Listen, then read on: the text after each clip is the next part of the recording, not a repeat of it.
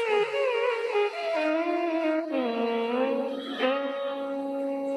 गणेश जी महाराज ने स्वयं भगवान देवाधिदेव महादेव को गुरु माना। मां जगतजननी जगदम्बा अंबा पार्वती जी जब अमरनाथ की गुफा में जाकर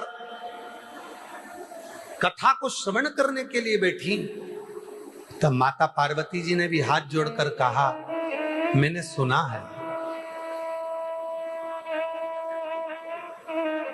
गुरु मंत्र के बिना कथा सुनी भी जाए तो उसका लाभ नहीं मिलता।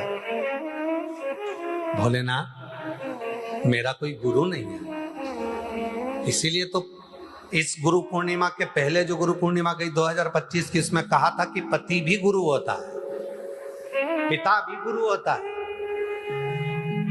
पत्नी भी गुरु होती है, सास भी गुरु होती है, मां भी गुरु होती है। और यहां तक शिव पुराण की कथा कहती है, देवहूति और कपिल देव जी महाराज का चरित्र देखा जाए तो बेटा भी गुरु होता है और बेटी भी गुरु। कपिल देव जी महाराज ने अपनी माता देवहूति को उपदेश दिया था, ज्ञान दिया था।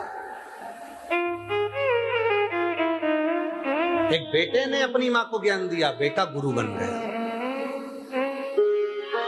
लोग कहते हैं कि आप कहते हो पति गुरु है। हाँ, पार्वती जी कहती हैं कि मैं कथा सुनूंगी और मुझे इस कथा का फल कैसे मिलेगा जब तक मैं गुरु मंत्र ना लूं। तो आप मुझे गुरु मंत्र दीजिए।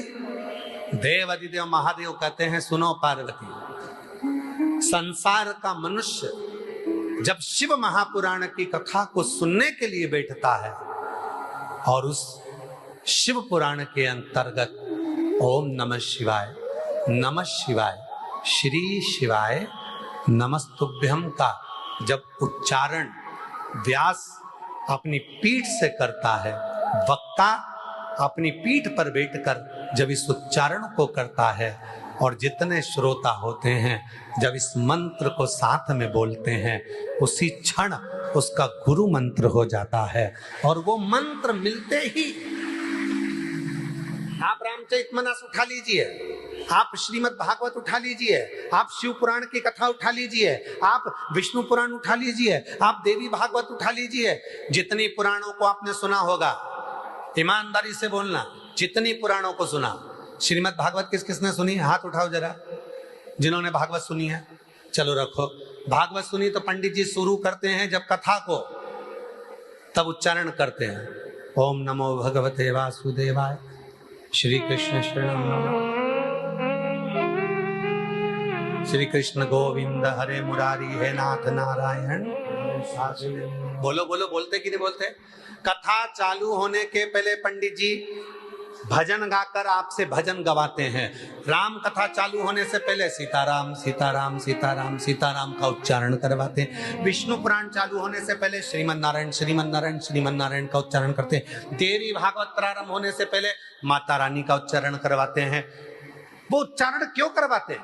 क्योंकि देवाधिदेव महादेव ने माता पार्वती से कहा, पार्वती जब कथा प्रारंभ होती है और उस प्रारंभ कथा में जब मंत्र का उच्चारण एक वक्ता अपने मुख से करता है, श्रोता उसका गुणगान करते हैं, उसी समय पर उसका गुरु मंत्र हो जाता है, फिर उसे कथा का लाभ मिलना प्रारंभ हो जाता है।